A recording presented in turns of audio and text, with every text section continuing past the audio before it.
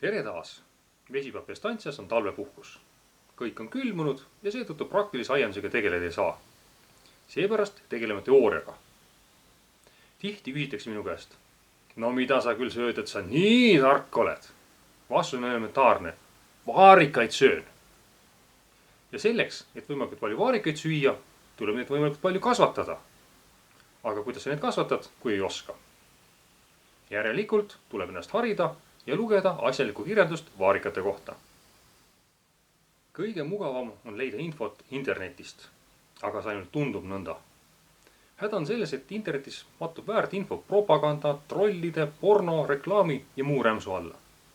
Isegi kui õnnestub midagi väärtuslikku välja sõeluda, ei pruugi info meile sobida, sest vaarikate kasvatamisel sõltub väga palju kliimast. Seetõttu soovitan olla valvas välismaalt pärinevate õppestuste suhtes. Mida siis uskuda? Usaldage teadlasi. Kui on võimalik kätte saada ülikoolide õppematerjale, siis kasutage neid. Üliõpilaste lõputööd on enamasti vabalt kättesaadavad. Olen leidnud paar päris head vaarikistanduse finantsanalüüsi. Tihti on teadustööd aga väga spetsiifilised ja keskenduvad ühele kitsale valdkonnale. Seetõttu on asjaarmastajatel raske neid lugeda. Järelikult tuleb ikkagi raamatut kätte võtta. Maalehe vaarikaraamat on uusim eestikeelne raamat vaarikate kohta. Selle on kirjutanud Polli aiandusuuringute keskuse töötajad, kes tegelevadki iga päev vaarikate uurimisega. Nende professionaalsuses ei ole põhjust kahelda. Raamat ise on üles ehitatud nõnda, et alguses on peatükid vaarikabioloogia kohta. Seejärel tuleb sortide peatükk, kusjuures väga põhjalik peatükk. Iga sort on Eestis katsetatud ja tulemused kenasti ära toodud. Milline oli saak, kui suured olid marjad, millal saak valmis, millised haigused kimbutasid, kuidas külma talus ja nii edasi. Värvilised fotod on ka veel juures.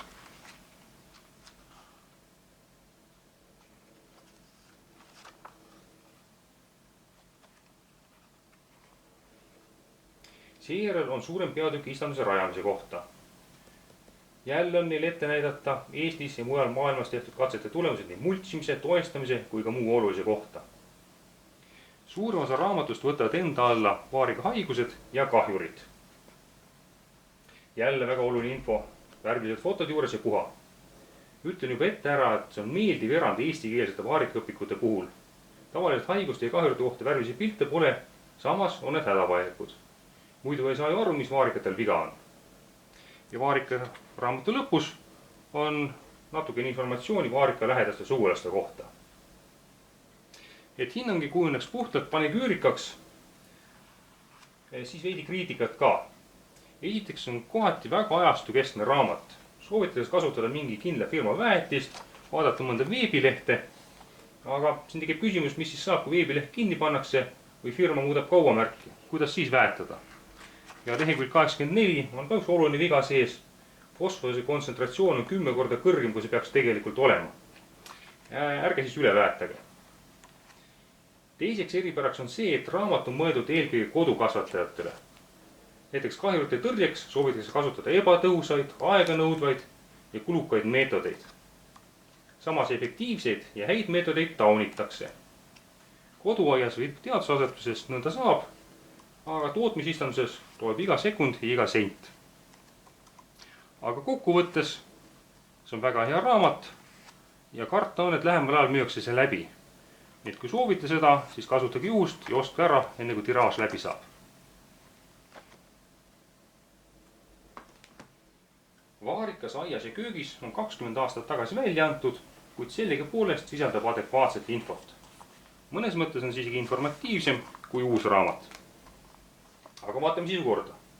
Kõik algab üldise tutvustamisega, kust on pärit, millistest osadest taim koosneb, palju kasvatatakse ja nii edasi. Siis on peatükk istanduse rajamise kohta, sobib mikrokliima, maa ettevalmistamine, väetamine. Kusjuures väetamise õpetus on hästi põhjalik ja samal ajal arusaadav. Järgneb sortide nimekiri. Kusjuures iga sort on põhjalikult kirjeldatud. Millised on taimed, millal saak valmib, kuidas külma kannatab, millistele haigustele on vastuvõtlik ja nii edasi.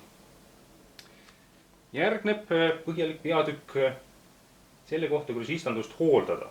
Toestus, lõikamine, multsimine ja siis tuleb pikk ja põhjalik osa kahjurite ning nendega võitlemise kohta. ainus probleem selle peatüki kohta, mitte ühtegi joonist ega fotot ühegi kahjuri kohta pole. Kui te just juhuslikult entomoloog ei ole, siis igasugused pahk, sääsid ja varrekärbsed ei tähenda teile mitte midagi. Selles suhtes oluliselt kehvem kui uus raamat.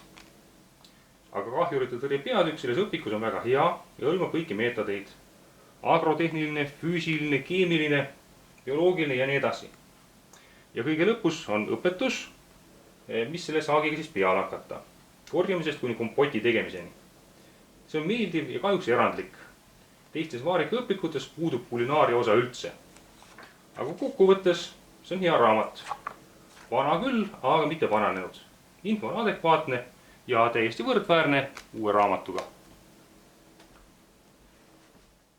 Järgmine lugemisvara pole kõigupoolest raamat, vaid brošüür, mille on välja andnud Eesti Aiandusliit. See on kõigest 75 lehekülge paks ja sisaldab hädavajalik infot vaarikate kasvatamise kohta. Mõeldud on see eelkõige talunikele, kes kasvatavad margi müügiks. Soovitused on hästi konkreetsed, 2 jalaga maa peal ja mis kõige toredam, lõpus on isegi finantsprognoos vaarikistanduse rajamise ja käigus hoidmise kulude kohta. See on erandlik teiste raamatutega võrreldes. Kahjuks on osa infot vananenud, kuna brošüür on välja antud aastal 1997.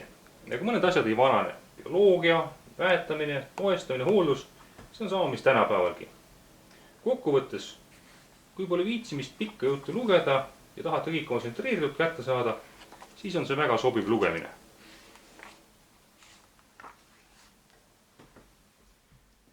Ja kui teile satub kätte mingi vana raamat, siis ärge põlake seda ära lihtsalt sellepärast, et see on vana. Näiteks see aiapidaja käsiraamat on vanem kui mina. Aga ometi leidub sellest täiesti asjalikku infot puuviljade ja marjade kasvatamise ning säilitamise kohta. Originaalis oli see mõeldud aianduskooperatiividele. Kui te ei tea, mida see tähendab, siis ma seletan. Vene ajal oli tõsine toidu defitsiit. Riigimõised ei suutnud rahvast ära toita. Ja probleemi leevendamiseks jagati inimestele paarsada ruutmeetrit maad nina peale. Palun väga, kasvatage ise endal toitu. Ning need lapid pandi võimalikult efektiivselt tootma, sest vastasel korral võis talvel skorbuudi saada. Miks ma seda räägin? Kuna see raamat on mõeldud inimestele, kes viitud maast maksimumi välja pigistama, siis selles raamatus olev info peab ju ometi tõene olema. Vaarikate kohta käiv info on erineva kvaliteediga. Näiteks sortide nimekiri on täielikult vananenud. Sellised istikuid enam ei müüda. Taimekaitsevahendid on tänapäeval küll uued, kuid nende kasutamise ajastus kehtib endiselt, kuna kahjurid on ju samad. Ja mis puudutab vaarika bioloogiat, istutamist, toetamist, väetamist, kärpimist, saagi koristamist, siis selles suhtes pole poole sajandi jooksul midagi olulist muutunud. Kokkuvõttes, kui midagi uuemat võtta pole, siis sobib see raamat küll. Aga olge lugemisel kriitiline, sest mõned asjad on aja jooksul muutunud. Veelgi vanem on see raamat aastast 1968. Aga see on mõeldud agronoomidele õppevahendiks. Vahepeal on küll teadus edasi arenenud. Enam seda kõrgkoolis õpikuna kasutada ei saaks, aga potipõllumehele käib küll. Pealegi mõned asjad ei vanane. No mis saab juhtuda vaarika või liigiga poole sajandi jooksul? Morfoloogia on sama, hooldus on sama, toitainete vajadus on sama. Isegi remontantsordid, mis tunduvad väga uudsed, ka need olid toona juba olemas. Tehnika on küll arenenud, kraavide asemel kastetakse tänapäeval poolikutega ja käsitsi kõplemise asemel on mõistlikum mults maha laotada. Kokkuvõttes, põhimõtteliselt saaks tänapäeval nõnda vaarikaid kasvatada nagu siis. Küsimus on pigem selles, et kas on mõistlik. Moodsamad töövõtted ja agrokeemia teevad elu hoopis lihtsamaks. Enne selle brošüüri lehitsemist tuleb käed ära pesta ja müts peast võtta, sest selle on kirjutanud Parksepp aastal 1965. Ja kui see teile mitte midagi ei ütle, siis Parksepp on Eesti vaarikate uurimise grand old man. Juba ainuüksi tema teadusliku panustõttu tasub seda brošüüri läbi lugeda. Näiteks on seal joonised ja tabelid polli katseistandusest saadud tulemuste kohta. Kuigi tänapäeval neid vanu sorte enam ei kasvatata, on tegemist siiski olulise teabega. Tänu sellele oskate hinnata tänapäeva saagikamaid, külmakindlamaid ja suuremate marjadega sorte. Ja kes need uued sordid aretas, ikka need samad teadsed. Näiteks Parksepp ise on aretanud Tomo, Helkal, Espe ja teised sordid. sisukorra järgi on tegemist tüüpilise vaarika raamatuga. Bioloogia osa, sortide iseloomustus, kasvatamise tingimused, agrotehnika, hooldus, saagi koristamine ja haigustega võitlemine.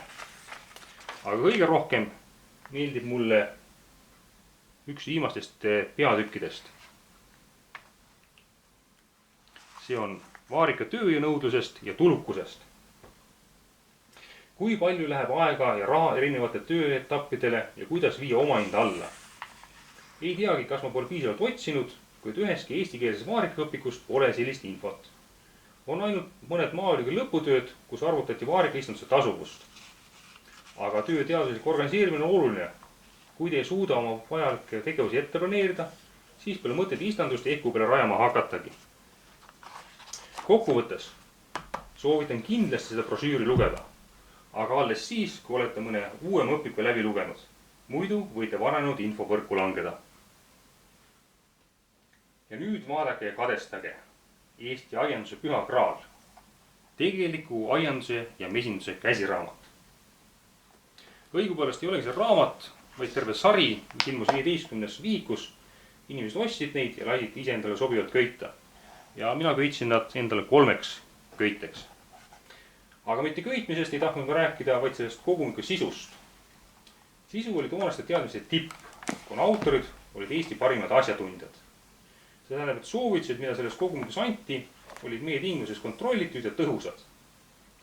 Raamat oli pikka aega nõnda autoriteetne, et isegi Vene ajal võeti sellest pilte ja isegi terveid lõike kuni 1970. aastateni välja.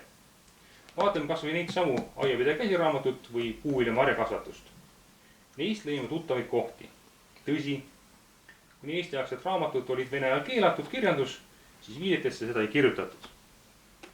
Aga vaarikad. Kas on ka vaarikatest kirjutatud? Loomulikult on. Peatükk on küll lühikene, kuid sisaldab olulist infot. Sordid, paljundamine, istutamine, väetamine, hooldamine, saagi koristamine. Kahjurite tõrje kohta eraldi peatükk teises köites. Ja kes kavatsevad hakata marju mahedalt kasvatama, soovitan kindlasti 20 peatükki läbi lugeda. See on taimehaiguste ja kahjurite tõrjetööd. Kuna toona head kemikaalid puudusid, siis tuli ka olude sunnil kasutada muid meetodeid. Bioloogiline, mehaaniline, majanduslik, füüsikaline. Need töötavad ka tänapäeval. Aga ärge mitte mingil juhul võtke eeskujuks tolle keemilisi meetodeid, sest siis kasutati peamiselt väävlit, arseeni ja nende ühendeid. Tänapäeval on ju olemas suurepärased taimekaitsevahendid, mis mõjuvad spetsiifiliselt ja lagunevad looduses. Kokkuvõttes see on klassika. Maheviljeluse jaoks sobib, aga muidu on vananenud. Aga klassikuid tuleb tunda. See näitab erudeeritust. Mida lugeda ja keda uskuda, seda soovitasin. Aga mida tuleks vältida? Mitte mingil juhul ei tohiks kuulata esoteerikuid. Nende äratundmiseks piisab, kui kuulete kriitilisi sõnu. Tšakrad, pendlid, kuufaasid, kristallid.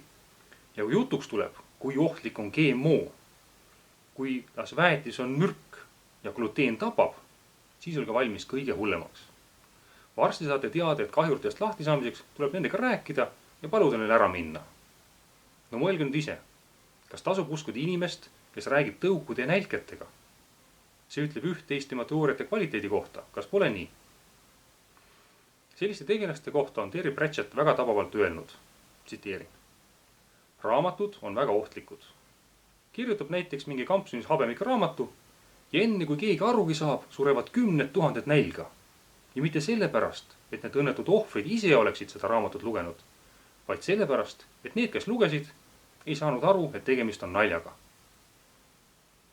Tuletage meelde, millest algas 2022. aasta Sri Lanka näljahäda ja saate aru, et tegemist pole mitte ainult kettamaailma probleemiga.